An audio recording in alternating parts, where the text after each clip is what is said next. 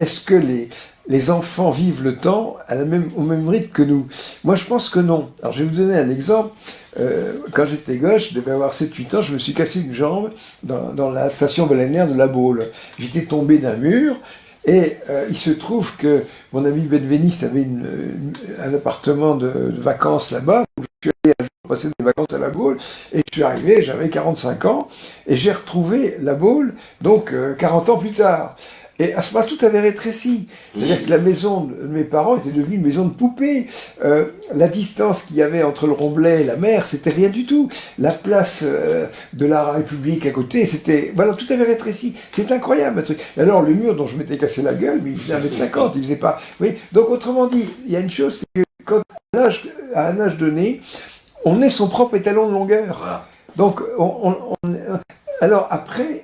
Imaginez qu'on fasse la même chose avec le temps. Oui. Alors le temps, effectivement, il faudrait imaginer tout d'un coup un gosse qui a un accident et qui rentre dans le coma à 7 ans et qui se réveille à 40 ans.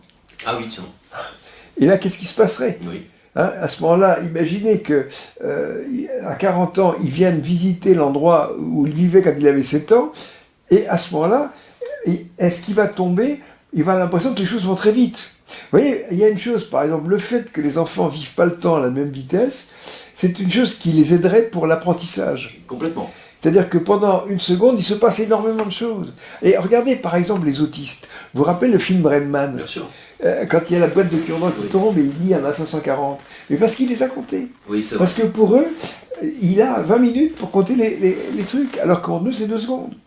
Ça, c'est très intéressant. Et justement que l'autisme, cette forme d'autisme, c'est un dérèglement de l'horloge temporelle.